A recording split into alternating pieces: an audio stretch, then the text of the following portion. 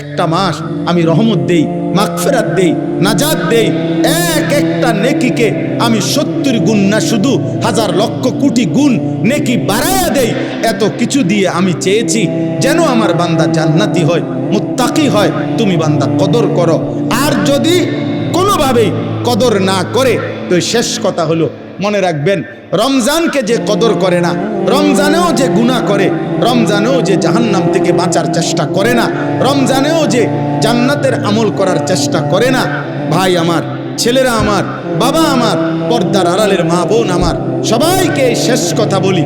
আল্লাহ রসুল বলছে, জিব্রাইল আইসা রমজানের শেষ দিন নবীজিকে আইসা বলে গেছে, ইয়া রসুল আল্লাহ, এত বড় রমজান পেল, ইফতার, সাহারি, তারাবি, এতেকাফ, শবে কদর, প্রতি ঘন্টা মিনিটে এত মাফ নেওয়ার সুযোগ থাকার পরেও যেই নাফরমান জাহান্নাম থেকে বাঁচার চেষ্টা করে নাই, গুনাহ থেকে আল্লাহর কাছে মাফ নেয় নাই, জান্নাতের জরুর আশা পূর্ণ করতে পারে নাই, আমল করতে পারে নাই, খোদার কসম নবীজি বলছে, জিব্রাইল আইসা বলছে, ইয়া রাসূলুল্লাহ, এমন নাফরমানের উপরে আল্লাহর লানত, আল্লাহর লানত, লানত, লানত। নবী বলছে আমিন, আমিন। মানে নবী বলছে, হ জিব্রাইল, আমিও বললাম আল্লাহ, এমন লানত আপনি কবুল করেন এই নাফরমান উম্মতের উপরে, আমি নবীরও লানত, যা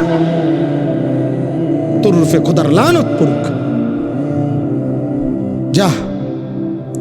এত বড় রমজান তুই এখনো বিড়িয়ে খাস, এত বড় রমজান নাফরমান তুই আজও ওজনে কমে দে, তোর কিস্তি শেষ হয় না, সুদে শেষ হয় না, তোর নর্তকী দেখাই শেষ হয় না, তোর উলঙ্গ ছবি দেখাই শেষ হয় না, তোর জিনা ব্যভিচারে শেষ হয় না।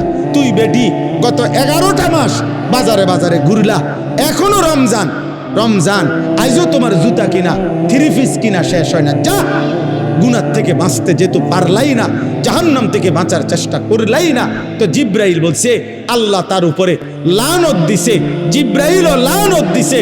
নবী বলছে আমিন, আমিও দিলাম, যা তোর উপরে খোদার গজব পড়ুক। এরপরে এই নাফরমানকে বাঁচাবে কি? হ্যাঁ বলেন? অতএব বাবা, তামসা করো, কোনো অসুবিধা নেই।